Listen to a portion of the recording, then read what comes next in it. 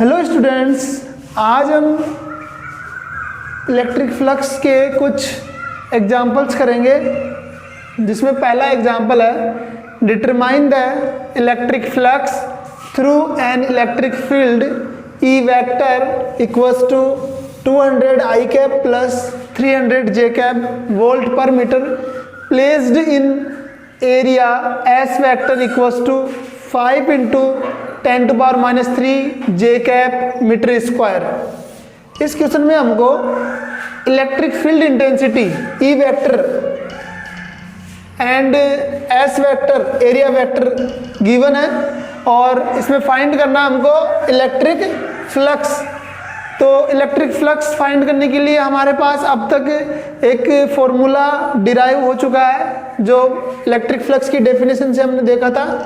Electric flux का formula था phi equals to E vector dot S vector. ये हमारे पास फॉर्मूला आ चुका है। अब इस फॉर्मूले के अंदर E vector electric field intensity है, एस वेक्टर एरिया वेक्टर है, तो ई वेक्टर भी गिवन है और एस वेक्टर भी गिवन है। डॉट प्रोडक्ट हमको करना है, तो यहाँ पे हम वैल्यू पुट करेंगे।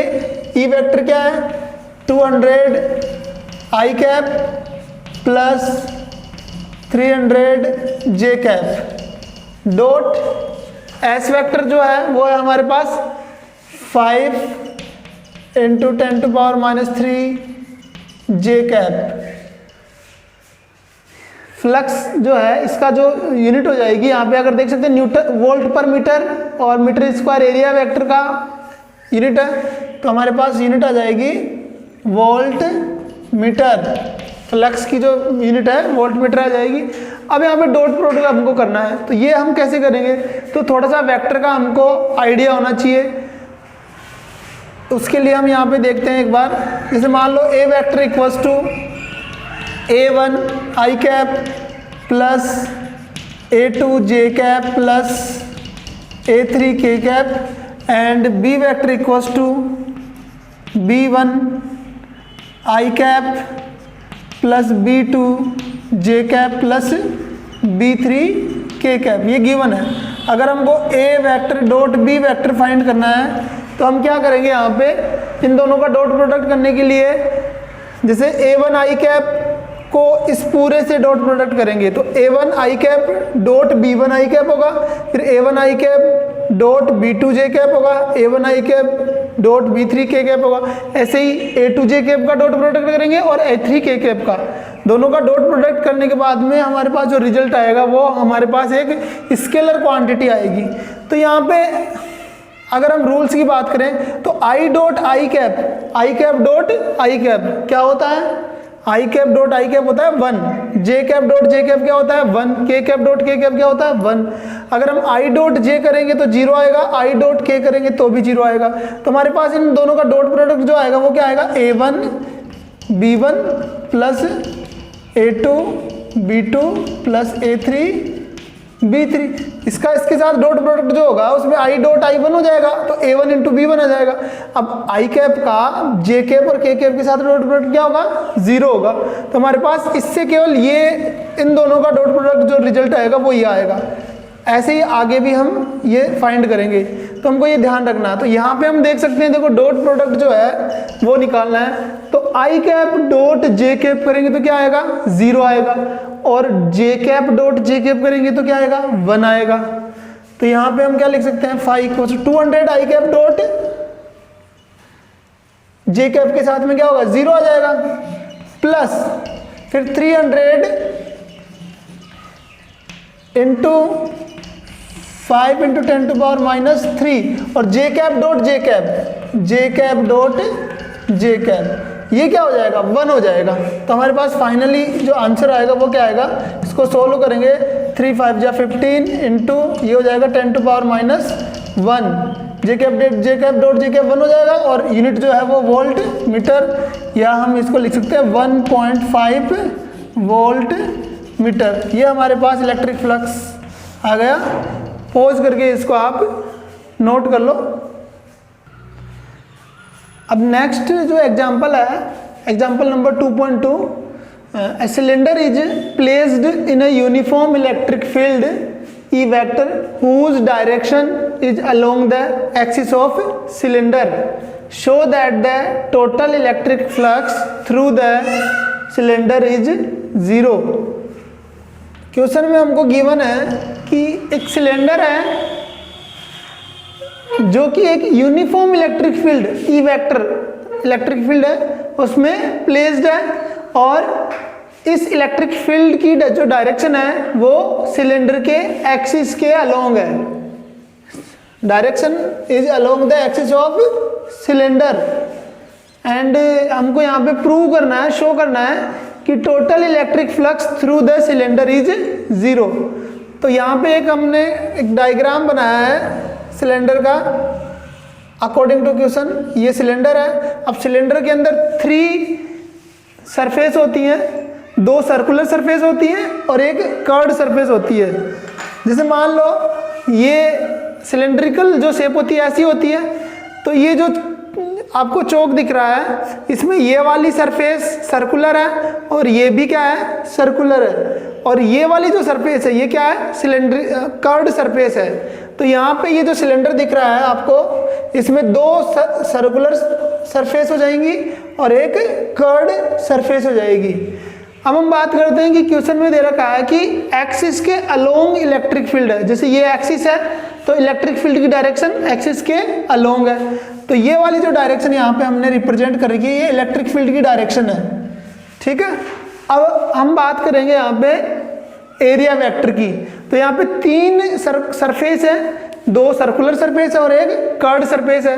अगर हम इस सरफेस को S1 नाम दे दें, इस सर्कुलर सरफेस को क्या नाम दें, S1 से रिप्रेजेंट करें, तो इस S1 के लिए जो एरिया वेक्टर होगा उसकी डायरेक्शन, देखो ये सर्कुलर सरफेस जो है वो क्या है, प्लेन है, और प्लेन है तो, और प्लेन जो सरफेस होती है उसका एरिया वेक्टर उसके क्या होता है, परपेंडिकुलर होता है नॉर्मल के अलोंग। तो इसके लिए नॉर्मल की डायरेक्शन इस तरह से ऐसे होगी, तो ये वाली जो डायरेक्शन होगी ये हम क्या मान लेते हैं, ये हो गया इसकी S1 के लिए एरिया वेक्टर की डायरेक्शन। तो इसको हमने लिख दिया यहाँ पे ds वेक्टर। जैसे मान लो यहाँ पे स्मॉल एलिमेंट ले लिया इस पे और उसको हमने मान लिया ds के नाम से। अब बात करते हैं S2 की। तो S2 सरफेस पे जैसे मान लो स्मॉल एलिमेंट ले लिया ds, और इसके जो एरिया वेक्टर की डायरेक्शन होगी, ये वाला सर्कुलर सरफेस इस तरह से है तो इसके एरिया वेक्टर की डायरेक्शन नॉर्मल के अलोंग इधर होगी, तो ये वाली जो डायरेक्शन हो जाएगी S2 के लिए एरिया वेक्टर की डायरेक्शन हो जाएगी। अब हम बात करते हैं S3 सरफेस के लिए। तो S3 सरफेस जो है हमने कर्व्ड सरफेस ली है, तो ये जो जैसे कर्व्ड सरफेस है तो इसके एरिया वेक्टर की डायरेक्शन क्या होगी, इस सरफेस के परपेंडिकुलर ऐसे हो सकती है, ऐसे हो सकती है, ऐसे हो सकती है। तो हमने यहाँ पे रिप्रेजेंट कर लिया ये S3 जो कर्व्ड सरफेस है उसकी एरिया वेक्टर की डायरेक्शन है, इसको हमने यहाँ पे ले लिया, इस पे स्मॉल एलिमेंट ले लिया। अब हम बात करते हैं फ्लक्स की। तो फ्लक्स कैसे निकालेंगे यहाँ पे, तो फ्लक्स की डेफिनेशन से हमने देखा था कि डी फाई जो था वो क्या था, E डॉट ds था, और टोटल फ्लक्स निकालते हैं तो इंटीग्रेट करते हैं, तो इंटीग्रेशन की फॉर्म में हम कैसे लिख सकते हैं, यहाँ पे फाई टोटल फ्लक्स जो होगा वो क्या होगा, तीनों सरफेस के लिए निकालेंगे। तो फर्स्ट सरफेस के लिए बात करते हैं अपन, for S1 surface E vector dot ds vector, for S2 surface E vector dot ds vector, plus for S3 surface E vector dot ds vector. ये हम यहाँ पे लिख सकते हैं। अब हम बात करते हैं आगे S1 सरफेस के लिए जो एरिया वेक्टर और जो इलेक्ट्रिक फील्ड इंटेंसिटी की डायरेक्शन, इनके बीच में एंगल कितना होगा, तो हम देख सकते हैं for S1 surface E vector and ds vector both are parallel. तो हम बोल सकते हैं फॉर S1 सरफेस, यहाँ लिख देते हैं for S1 surface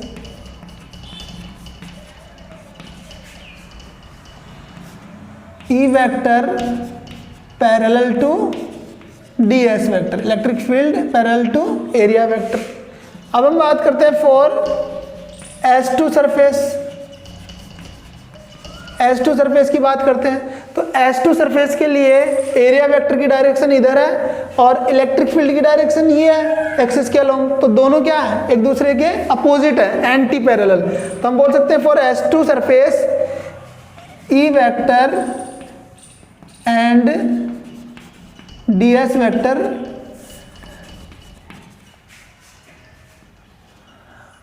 are anti parallel, anti parallel. फिर हम बात करते हैं for S3 surface. For S3 surface, S3 surface के लिए हम बात करें तो S3 सरफेस के लिए जो एरिया वेक्टर की डायरेक्शन वो इस तरह से है, परपेंडिकुलर सरफेस के ऐसे है, और इलेक्ट्रिक फील्ड की डायरेक्शन ये है, तो दोनों के बीच में एंगल कितना है, 90 डिग्री है। तो हम बोल सकते हैं for S3 surface angle between E vector and ds vector is 90 degree, ये हो जाएगा। तो यहाँ पे हम इस फॉर्मूले में पुट करते हैं, देखो E डॉट ds है तो इसको हम क्या लिखते हैं, E ds cos थीटा लिख सकते हैं।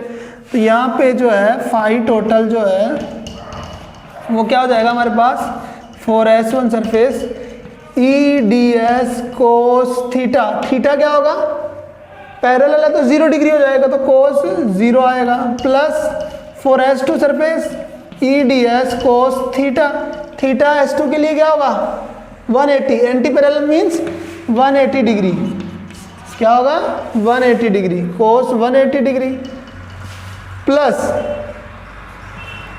For S3 surface, S3 surface के लिए क्या होगा थीटा 90 डिग्री। तो यहाँ पे हम लिख सकते हैं E ds cos 90 डिग्री, ये हमारे पास क्या आ जाएगा S3 सरफेस के लिए। अब यहाँ पे cos 0 की वैल्यू कितनी होती है, cos 0 की वैल्यू होती है 1, तो ये हो जाएगा हमारे पास E जो इलेक्ट्रिक फील्ड है वो क्या है, यूनिफॉर्म इलेक्ट्रिक फील्ड है, तो यहाँ पे E वेरी नहीं कर रहा है तो E को हम इंटीग्रेशन से बाहर ले लेंगे, तो E को बाहर ले लिया हमने। S1 सरफेस के लिए क्या होगा, केवल यहाँ पे क्या रहेगा ds रहेगा, प्लस cos 180 की वैल्यू क्या होगी, देखो cos 0 की वैल्यू 1 हो गई, cos 180 की वैल्यू -1, तो यहाँ पे क्या आ जाएगा, सिंबल साइन माइनस का आ जाएगा, और यहाँ पे ds है, ds cos 180, तो E को बाहर ले लेंगे क्योंकि E क्या है, यूनिफॉर्म है, कांस्टेंट है। फॉर S2 के लिए, फॉर S2 ये हो जाएगा हमारे पास E into integration of ds plus, अब cos 90 की वैल्यू कितनी होती है, 0 होती है, तो ये जो टर्म है वो पूरी की पूरी क्या हो जाएगी, 0 हो जाएगी। अब यहाँ पे हम बात करते हैं integration of ds for S1, integration of ds for S2। तो ये क्या बता रहा है, ये हमको बता रहा है कि टोटल जो सरफेस एरिया है, एरिया वेक्टर की जो बात कर रहे हैं अपन, टोटल सरफेस एरिया है उसको बता रहा है फॉर S1 के लिए, फॉर S1, एंड ये जो है टोटल सरफेस एरिया किसके लिए है, फॉर S2 सरफेस। तो S1 and S2 surface both are circular और दोनों क्या है, सिमिलर है, तो हम यहाँ पे लिख सकते हैं S1 इक्वल्स टू S2।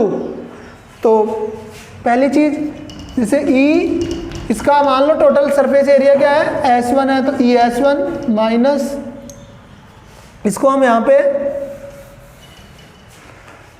इसको थोड़ा साइड में लिख देते हैं, ऊपर लिख देते हैं,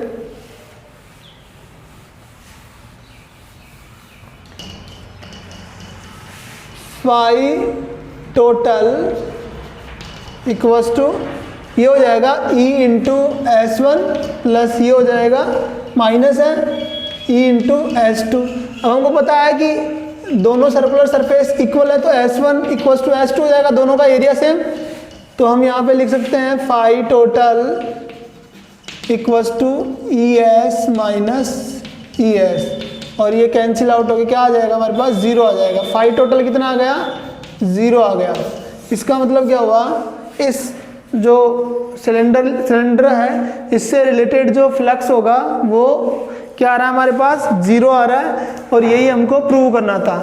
तो ये 0 आने का रीजन क्या हुआ यहाँ पे हम बोल सकते हैं जितनी इलेक्ट्रिक फील्ड लाइंस इसमें एंटर कर रही थी उतनी इलेक्ट्रिक फील्ड लाइन यहाँ पे क्या कर रही है, लीविंग कर रही है, एग्जिट कर रही है। तो इस वजह से क्या हो रहा है यहाँ पे, जो नेट इलेक्ट्रिक फ्लक्स है वो क्या आ रहा है, 0 आ रहा है। इसको पॉज करके नोट कर लो। अगला जो एग्जाम्पल है, एग्जाम्पल नंबर 2.3। अब इसके अंदर जो है circular sheet of radius 5 centimetre, एक सर्कुलर सीट है जिसकी रेडियस क्या है, 5 सेंटीमीटर है, placed in the uniform electric field of 5 × 10⁵ volt metre. ये जो सर्कुलर सीट है वो एक uniform electric field 5 × 10⁵ volt metre में प्लेस्ड है, such that its plane makes an angle 30 degree with the field. यानी कि यहाँ पे बोल रहा है ये जो डिस्क है, सर्कुलर डिस्क है, ये सीट जो है वो इस तरह से इस इलेक्ट्रिक फील्ड में प्लेस्ड है कि इसका जो प्लेन है, इस डिस्क का जो प्लेन है, ये प्लेन वो इलेक्ट्रिक फील्ड के साथ 30 डिग्री एंगल बना रहा है। हमको यहाँ पे फाइंड करना है electric flux through the seat. इस सीट से जो पास होने वाला इलेक्ट्रिक फ्लक्स है वो हमको फाइंड करना है। तो यहाँ पे हमने एक सर्कुलर सीट बनाई है। इस सीट में ये जो सीट है ये एक यूनिफॉर्म इलेक्ट्रिक फील्ड इस तरह से है कुछ,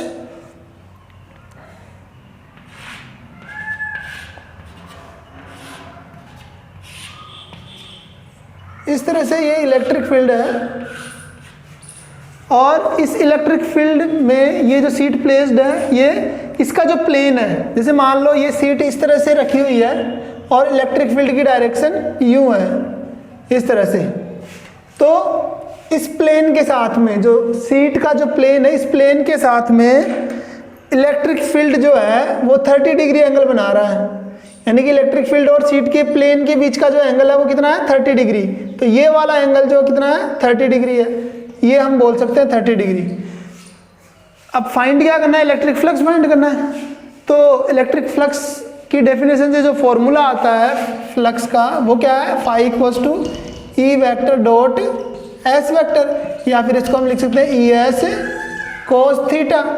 यहाँ पे ई हमको गिवन है 5 × 10⁵, एस एरिया हमको गिवन होगा क्योंकि इसकी रेडियस दे रखी है, सर्कुलर सीट है तो πr² से फाइंड कर लेंगे।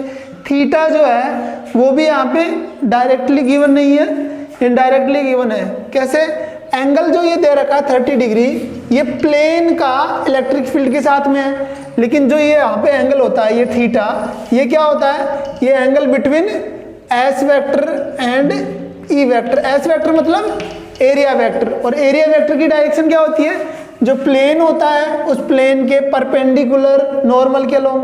तो इस प्लेन, इस जो सर्कुलर प्लेन है, सीट है, इसका एरिया वेक्टर ये होगा। तो हमको फाइंड क्या करना है, एंगल यहाँ पे इस एरिया वेक्टर और ई वेक्टर के बीच का एंगल। तो यहाँ पे ये वाला एंगल हमको बताना पड़ेगा यहाँ पे। तो ये एंगल 30 डिग्री है, ये कंप्लीट एंगल 90 डिग्री। तो ये वाला जो एंगल होगा वो क्या होगा, 90 - 30 डिग्री। तो ये क्या हो जाएगा, 60 डिग्री हो जाएगा। तो यहाँ पे थीटा क्या आएगा, 90 - 30 डिग्री इक्वल्स टू 60 डिग्री। तो यहाँ पे हम पुट करते हैं। अब एक चीज़ हो रहा है, ई तो हमारे को गिवन है, एस जो है वो क्या होगा, यहाँ पे सर्कुलर सीट है तो πr² जो फॉर्मूला होता है साइड में हम इसको लिख लेते हैं, एस इक्वल्स टू πr²। और यहाँ पे पाई की वैल्यू 3.14 लिख लेते हैं। रेडियस दे रखी है 5 सेंटीमीटर, इसको मीटर में चेंज करेंगे तो ये हो जाएगा 5 × 10⁻²। तो ई की वैल्यू हम पुट कर देते हैं। ई क्या है, 5 × 10⁵ इंटू एस जो है, एस ये है एरिया, 3.14 इंटू 5 इंटू 10⁻², और ये r स्क्वायर है तो यहाँ पे स्क्वायर आ जाएगा, यहाँ पे क्या आएगा स्क्वायर। फिर कोस थीटा, थीटा 60 डिग्री आ गया तो कोस 60 डिग्री हो जाएगा ये। अब यहाँ पे इसको सॉल्व करते हैं तो 5 इंटू 10⁵ इंटू 3.14, ये 25 इंटू 10⁻⁴ इंटू कोस 60 की वैल्यू होती है 1/2। अब इसको सोल्व करेंगे तो सोल्व करने पर हमारे पास आंसर आता है 1.96 इंटू 10⁻³ वोल्ट मीटर। ये हमारे पास flux related to this circular sheet find हो जाता है। इस तरह से हम इलेक्ट्रिक फ्लक्स फाइंड कर सकते हैं। आज हम इतने ही एग्जाम्पल करेंगे, नेक्स्ट वीडियो में हम अगला टॉपिक स्टार्ट करते हैं।